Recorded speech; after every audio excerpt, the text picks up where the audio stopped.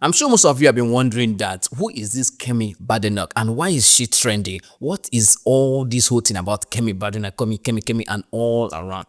Relax. Let me explain. In fact, let me give you the summary of what has been happening, how it's going, and the current state of the whole issue. Let me explain. First of all, who is Kemi? Her original name, Olua Kemi Adegoke Badenoch. She is a born Nigerian who is now a British citizen. She don't nationalize there, nothing concerned her with Nigeria again. Kemi is a British citizen. She has served in their parliament. She recently became the leader of her party, which is Conservative Party, in November 2024. That was when all the whole issue started.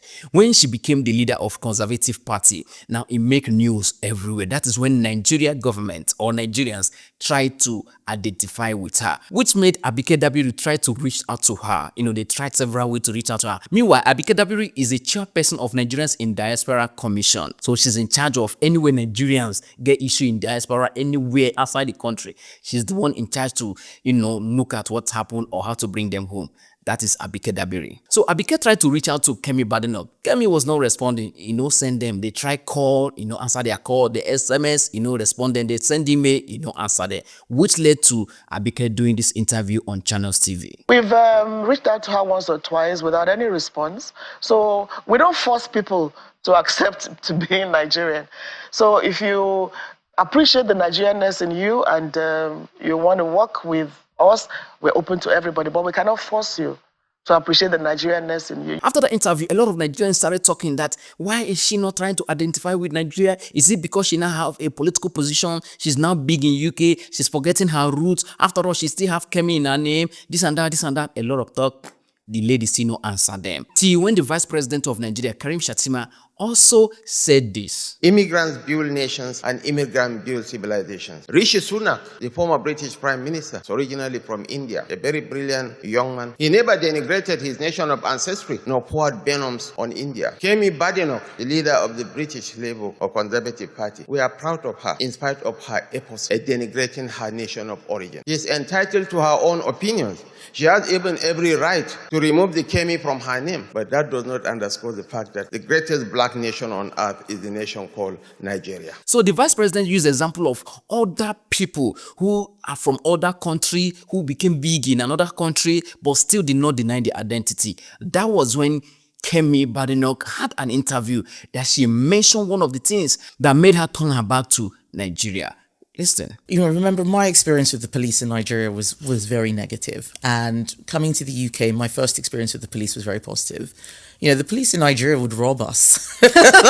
So when people say, "Oh, I had this bad experience with the police because I'm black and they're white," I was like, "Well, I remember the police stole my brother's shoes and his watch." His shoes? Yeah, they took his shoes and his watch. It's a very poor country, so people do all sorts of things, and giving people a gun is just a license to intimidate. But that's not the bar we should use for British police. Obviously, it should be much higher. It turns out that she has had her own cake or her own portion of Nigeria happening to her. So it turns out that Nigeria happens to her before she left. As a Nigerian, if Nigerian police has not harassed you before or you've not had issue with Nigerian police before, you will not understand what she meant. According to her, Nigerian police stole her brother's shoe and wristwatch.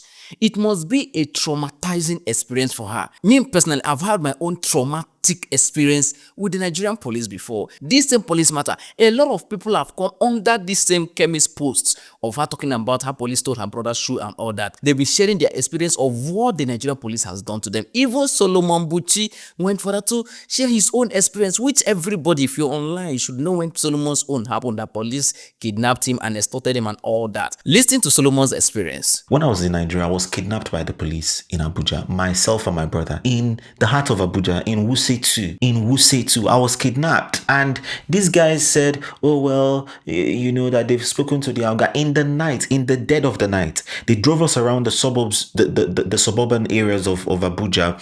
They threw us into the trunk. I actually struggle with anxiety and claustrophobia. They threw me into the trunk of the car, myself and my younger brother.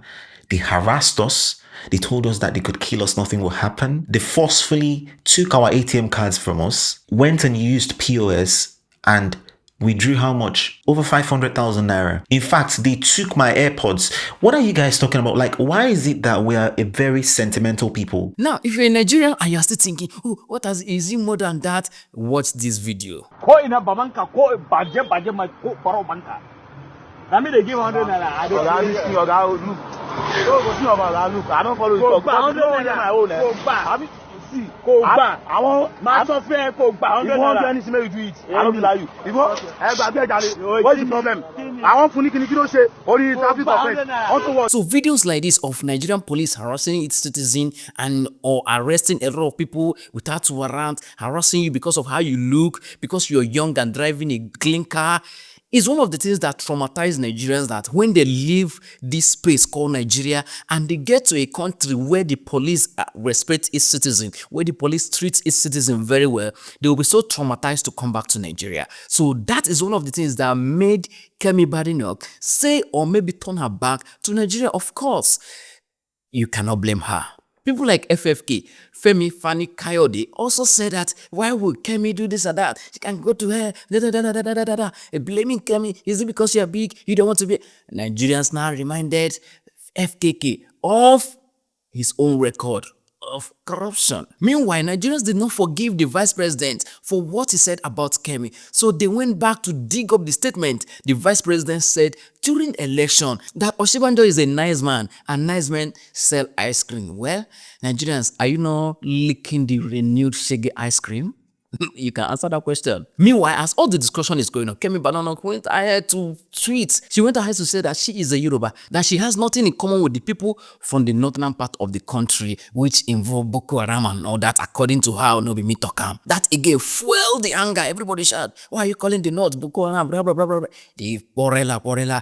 As the quarrela, some Nigerians too, they back him up. That is how Nigerians went again to dig up Chimamanda post, where Chimamanda wrote something that she is first Igbo before the white man came, and started calling her this and that. But some people who want to cause confusion are comparing what Chimamanda said and what Kemi said by saying she's Yoruba before, she has nothing in common with the North, and now saying Chimamanda also said that she's first Igbo before she became a Nigeria. So people are now saying that once they leave the country, they now have another identity or nationalize in another country. Now they will now throw away Nigeria and they don't want to have anything to do with Nigeria again. Meanwhile, in February 2024, Kemi Badenoch was in Nigeria. See, in this video, I promise not to put my own opinion, but this is it.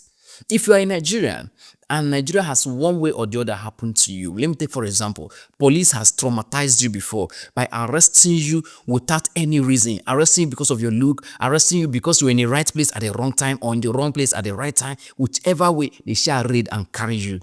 You will understand what Kemi is talking about. Or let me give you an example. As a young Nigerian, hustling guy, you clean just like I am, and you have a good car, you are driving in the night and you see checkpoint and it's police, you have a panic attack first. So it's not normal that a Nigerian will see police and have panic attack when you don't even have anything implicative in your car, but because they are police, you're already scared. Because one way or the other, they must extort you. That is the traumatic experience that almost every Nigerian youth have. And not just that, those who are condemning what Kemi said, the politicians, the Nigerian politicians and all the elite, is it possible that if you guys want to prevent something like this from happening in the future, why not you create an environment that the people can be proud of? Few months ago, a few weeks ago, Davido also said the same thing, that businesses in Nigeria are suffering and he will not want to do so. The statement, I not talk now, they will say, I'm still talker. Davido said something similar like that. Everybody came after that. Why are you throwing Nigeria under the bus outside? Why are you not, covering? How long will you be covering corruption? How long will you be covering police brutality? How long will you be covering police extortion? How long will you be covering those things? Anyway, if you see, you talk. Because one day, as we they talk, shame go catch them, they go change. Or shame go catch our president or the vice president or the governors. They can implement good policy that Nigerian citizens can be proud of, so that when they go out there, they can proudly hit their chest and say they are Nigerians. Look at during Olympic now, our athletes, they had to borrow bicycle. They are leaving the country. So do you want to interview those ones tomorrow now and they will tell you that I'm a proud Nigerian? Because Nigeria has failed there. Nigeria only want to identify with you when you are succeeding without getting involved in the process of your success. That is it. Now, don't misquote me. There are difference between Nigerians and Nigeria. Nigerians are wonderful set of people. They are wonderful set of people. But the Nigeria itself is corrupt. That is the problem. Every sector in Nigeria is somehow corrupt. But the Nigerians itself, they are good people. So how come the good people are in a place that is corrupt? So that is where everything rises and falls on leadership. If the leadership can correct things, right, I bet you the people will follow suit. Don't say, oh, every Nigerian youth is corrupt. Let me tell you, when the head is spoiled, the bottom will be rotten. Just a matter of time. And if the head stops stealing, you will reduce the stealing or the corruption. Let me not use the word stealing. If the head stop being corrupt, you've reduced the corruption by at least 50 to 60%. And then you can now hit your chest and fight corruption. But you cannot fight what you're part of. Anyway, I won't say more than this. Tell me what you think about this in the comment section. But before you do, it's important you do not forget to enjoy your weekend. Thank you.